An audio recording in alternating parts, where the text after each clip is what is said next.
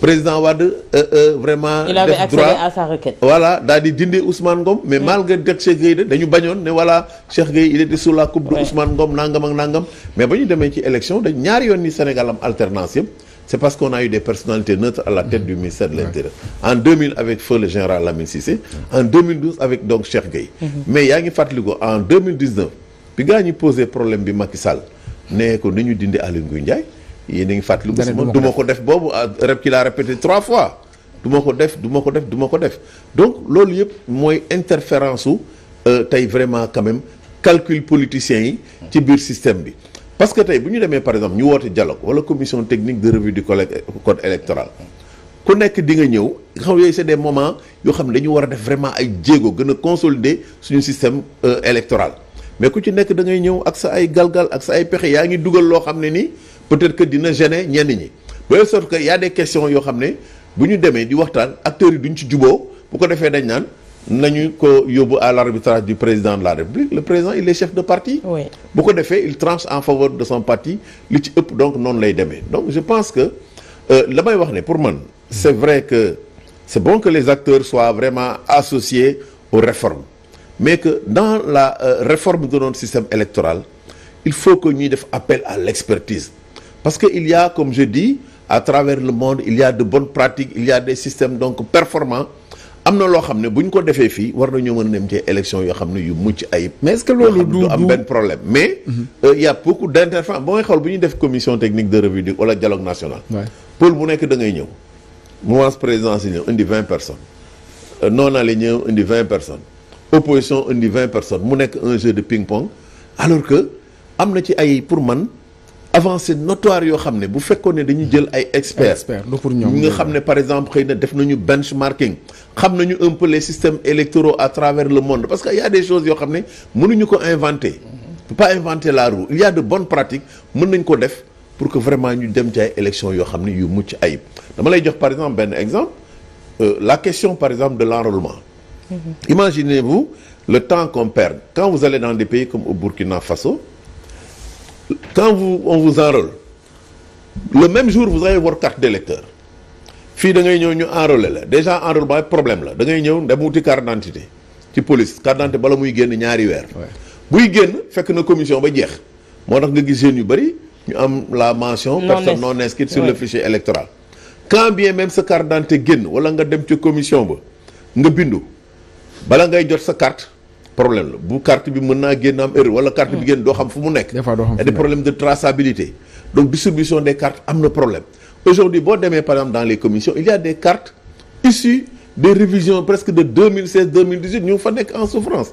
donc loolu yëpp je pense qu'il y a beaucoup de choses yoo xam ne war nañ ko xoolaat mais pour ñu xool ko il faut que vraiment quand même ñu mën a débarrasser wu des calculs politiciens et cetera ak li ñuy wax ay ndëgg sërëx yoo xam ne nit ñi dañ koy def en fait vraiment pour conserver aussi donc le pouvoir public boobu la ñu nekk est-ce que du rôle société civile par exemple ak pouvoir politique est-ce que mënuñu ko jël ci seen kaw bu fekkente ne gis nañ fi ñu doon marche même pour fichier électoral bi ñoom Dame Mbodj dama koy citer ak ñoom Alioune Sané buntu ministère de l'intérieur dañ leen a jël ñenn ñi sax dañ leen a yóbbu daanaka ci ay gox yu sori bàyyi leen fa muy waa ñoo xam ne bi ñuy dem ànduñu ak ñu bari est-ce que du finalement gars yi dañuy gën a concentré wu ci na présidentielle bi am rek l'essentiel mooy na am rek parce que parrainage bi candidat bari dañ koy dénoncer terewul wuti nañuy parrainage dem déposer ji ko mais parce que ça s'impose à eux c'est la loi xam nga tey dañuy wax il y a une patrimonialisation de l'État nit yi bu ñu xasee ba ñëw et c'est propre à tous les systèmes bu ñu xasee ba ñëw ils veulent vraiment conserver le pouvoir tax ñuy dëgg ay ndëgg ñuy def ay ndëgg sërëx boo xoolee par exemple dans une élection rien ne doit être secret à part le vote jour vote bi nga dem ci ab urne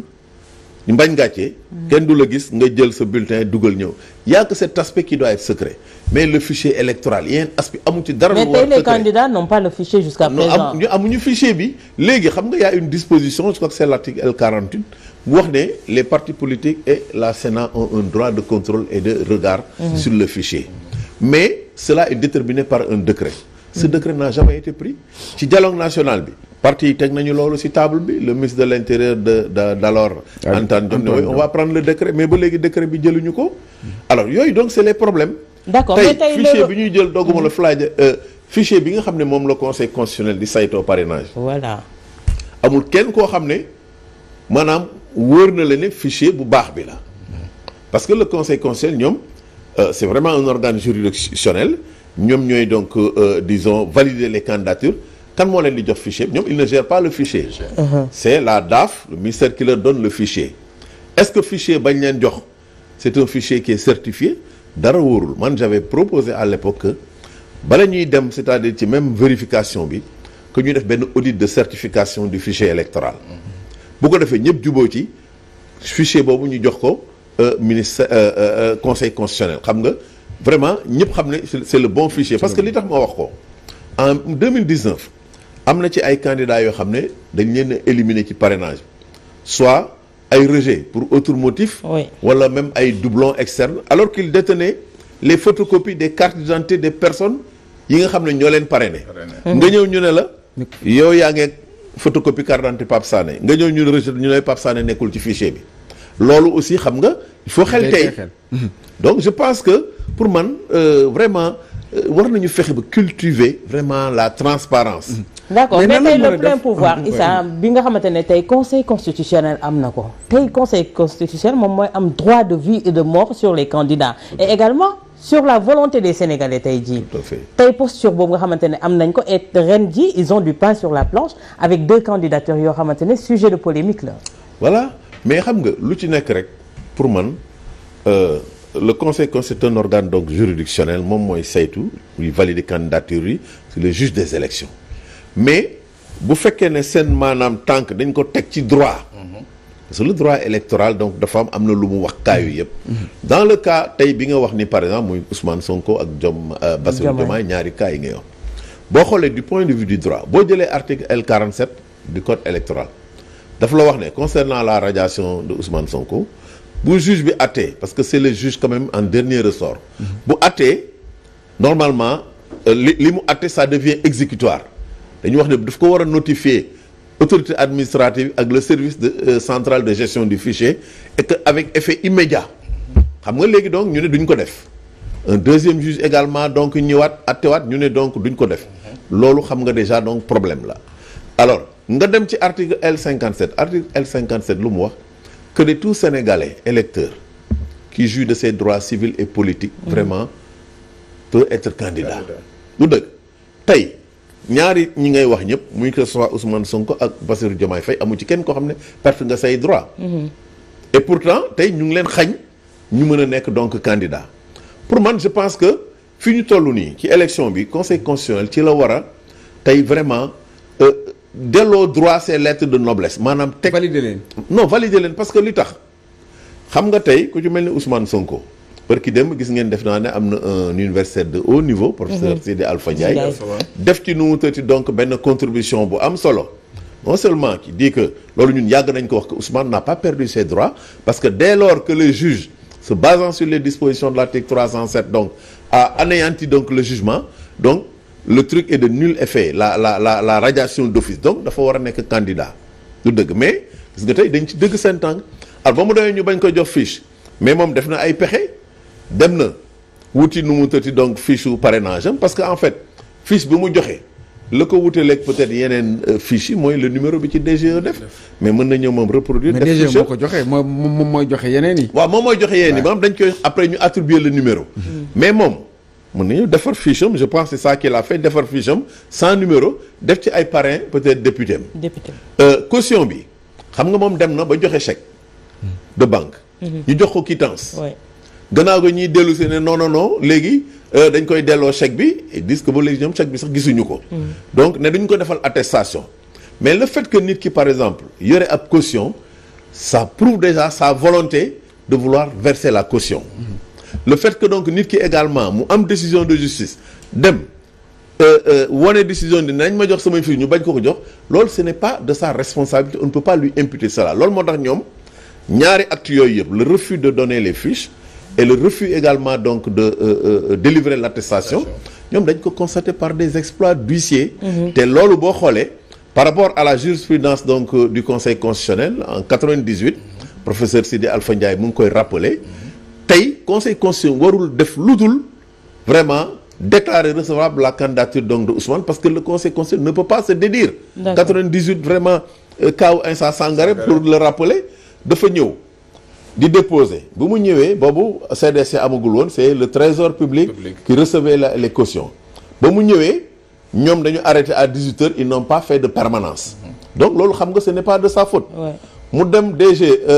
ministère de l'Intérieur yóbbu xaalisam ñëw ne sama xaalis ñu ne ko non duñ ko jël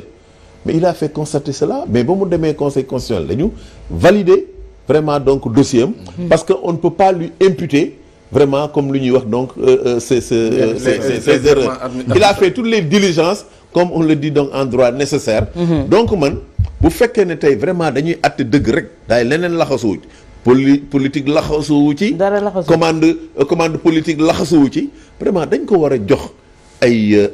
ñu valider candidature am mu dem parce que bi mu demee déposé jox nañ ko récépissé de dépôt bien que récépissé bi bon voilà ça ne voilà présage pas de la recevabilité mais convoqué nañ ko aussi pour le tirage. D'accord. Pape Sané rapidement par rapport au Conseil constitutionnel avant de terminer. Non li mu wax rek laay wax mooy que ils ne peuvent pas se dédire c'est-à-dire ils ne peuvent pas revenir sur d'ailleurs c'est une double jurisprudence te foofu laay waxee c'est-à-dire que yeneen cours yi sax mën nañu nangu sax mais que quand le Conseil constitutionnel acte une jurisprudence day doon la nga xam ne du yem fii Sénégal. Cour conseil constitutionnel France sax mun na basé wu ci jurisprudence su Insa Sankharé boobu bu 98 daal di ko attee France donc à partir de ce moment day doon li nga xam ne wax fa dëgg yàlla conseil constitutionnel li ngeen ñaan rek mooy yoon la mu wax nañ ko def. merci beaucoup Babacar ñu ngi lay jaajëfal bu baax. bon c'est vrai que maa ngi doon naa peut-être nañu aborder benn affaire xam nga soulever nañu aussi beneen galgal muy l'histoire de Mame Mbaye Niang le 4 janvier. bu ñu jàngatee li nga xam ne moom la ci juriste yi wax. même loolu le 4 janvier Cour suprême mënu ko àtte parce que avocat Sonko dañu dugal exception d'inconstitutionnalité du dëgg donc loolu bu amee Cour suprême dafa war a jébbal affaire bi conseil constitutionnel waru ko mën a àtte même buñ ko àttee tey dama ne xam nga ñoom dañ ko